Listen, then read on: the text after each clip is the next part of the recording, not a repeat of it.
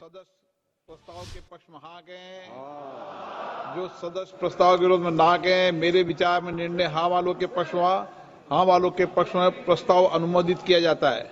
ये business advisory committee है, ठीक है ना।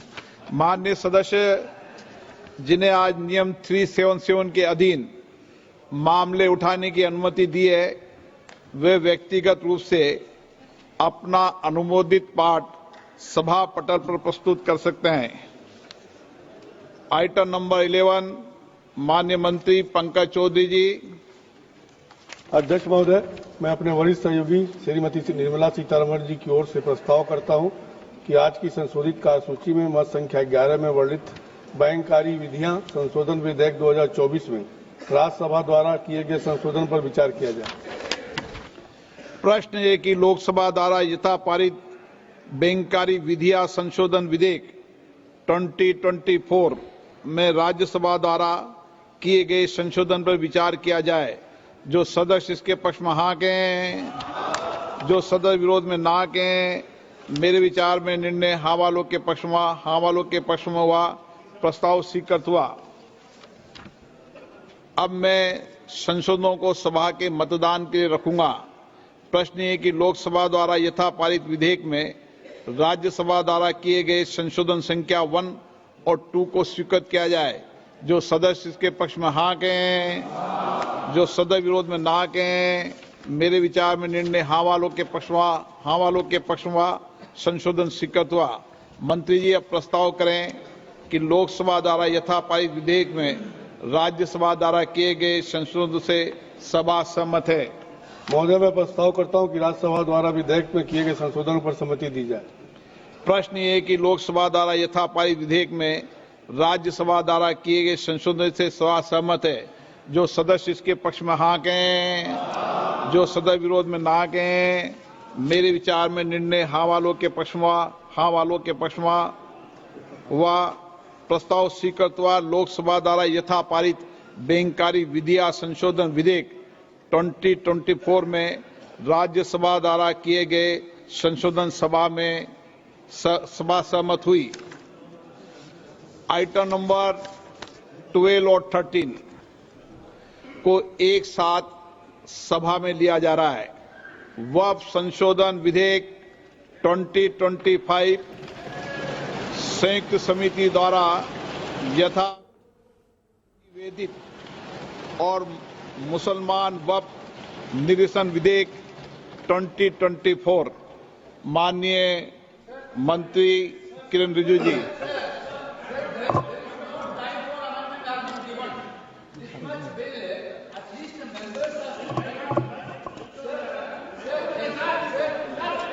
हाँ, बोलिए। This type of bill, when you are bringing it to the House, at least the members has to have the power to give amendments. Yesterday, what happened, sir? This bill has been brought into the notice of member only afternoon, around afternoon. Then the amendment time will be ceased till 3:30.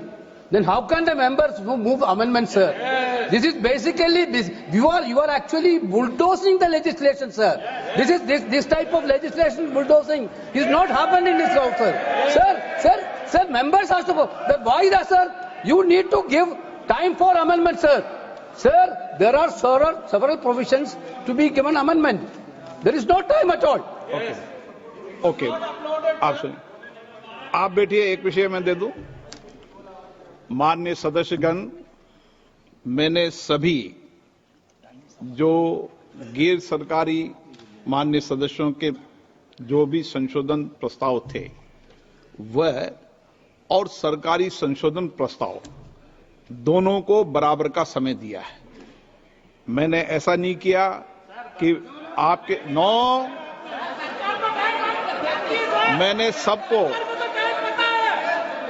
मैंने जितना भी समय गैर सरकारी संशोधन को दिया है उतना ही समय सरकारी संशोधनों को दिया है। मैंने दोनों में कोई अंतर नहीं किया गया है। मंत्री जी को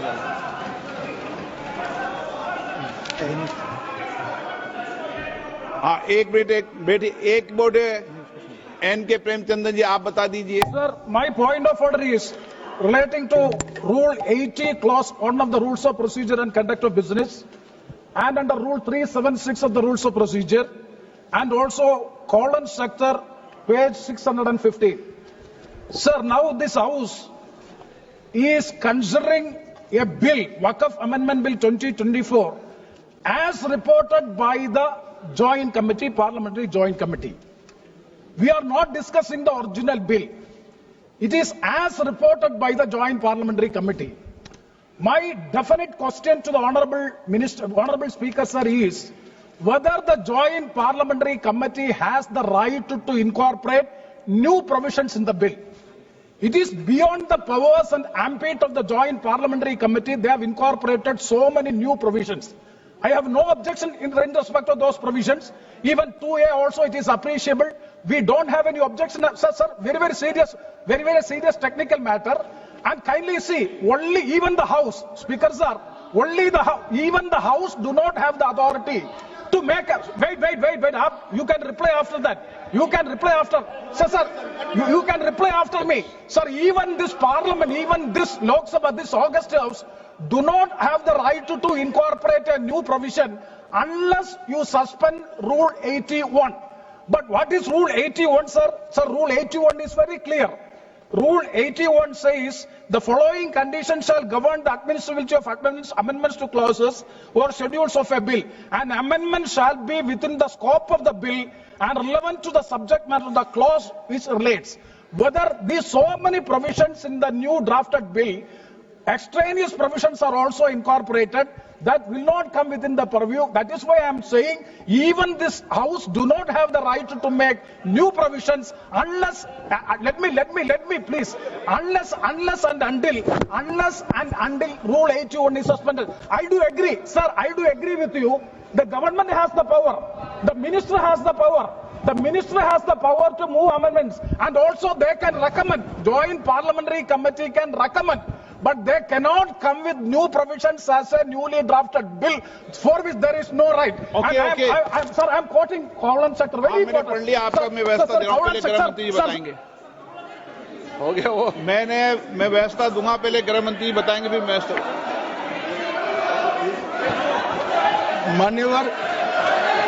माननीय इनको पढ़ लें दो पूरा. 1 मिनट इनको पढ़ लें दो. आप पढ़ लो, आप पूरा पढ़ लो. Sir, colon sector, page 615.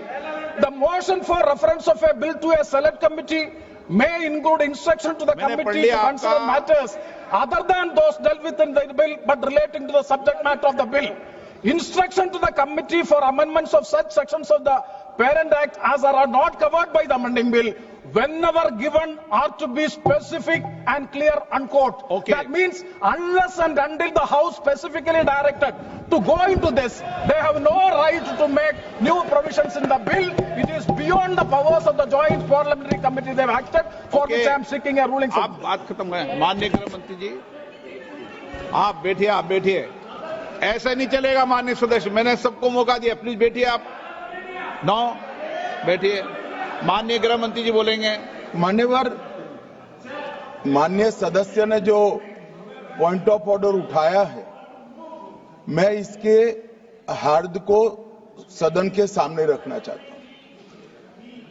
Bharat सरकार की कैबिनेट ने इस बारे में एक बिल अप्रूव कर सदन के सामने रखा. आपके द्वारा ये बिल जॉइंट पार्लियामेंट्री कमेटी को दिया गया, जिसका विपक्ष का भी बड़ा आग्रह था. कमेटी ने इस पर सुविचारित रूप से अपना मत प्रकट किया. वो जो मत प्रकट हुआ, वो मत फिर से कैबिनेट के सामने गया. कमेटी के जो सुझाव थे, ये भारत सरकार की कैबिनेट ने स्वीकार किए और अमेंडमेंट के रूप में किरण रिजिजू जी लेकर आए. ये तभी होता है जब ये ऑफिशियल अमेंडमेंट कैबिनेट की अनुमोदन के बगैर आता है. मान्यवर, मैं नहीं मानता इसमें कोई पॉइंट ऑफ ऑर्डर है, और आपका ही आग्रह था कि कमेटी ज्वाइंट पार्लियामेंट्री कमेटी बने. अगर कमेटी ने कोई बदलाव ही नहीं करने हैं तो ये कांग्रेस जैसी कमिटियां नहीं, हमारी लोकतांत्रिक कमिटी है मान्यवर, जो दिमाग चलाती है। कांग्रेस के जमाने में कमिटियां होती थी जो थप्पा लगाती थी। हमारी कमिटी चर्चा करती है, चर्चा के आधार पर विचार करती है और परिवर्तन करती है। अगर परिवर्तन को स्वीकार ही नहीं करना है तो कमिटी काहे को लिए है भाई?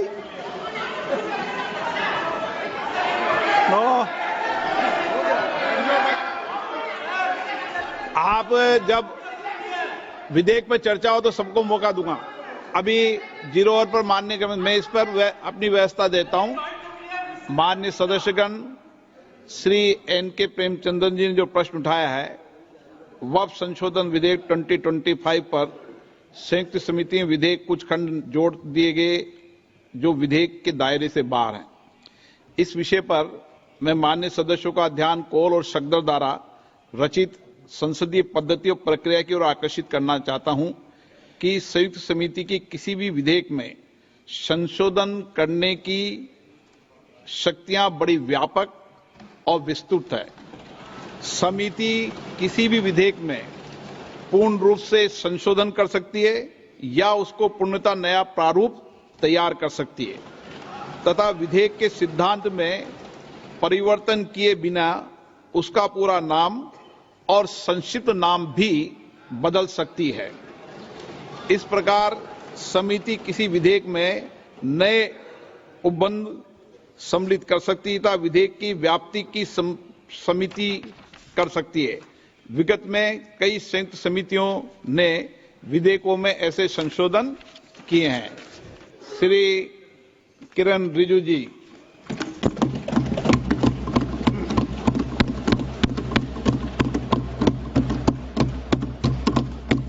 Honorable Speaker, sir, I rise to move the motion for consideration of the Waqf Amendment Bill 2025 and Mussalman Waqf Repeal Bill 2024. अध्यक्ष महोदय जी, आपने जो रूलिंग दिया है, जेपीसी के बारे में जिक्र किया है, उसी के साथ साथ जुड़ते हुए एक मिनट किरण जी, एक मिनट श्री सोगत राय जी संशोधन संख्या 108 को प्रस्तुत करें। आप बोल रहे थे ना?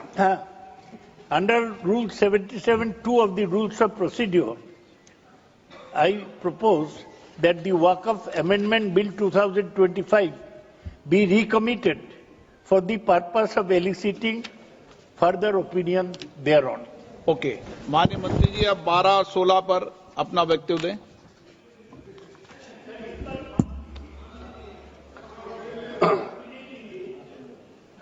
आपका जो जब मैं ओपनिंग करूंगा उसका भी जवाब आएगा और बाकी अमेंडमेंट तो आखिर में आता ही है।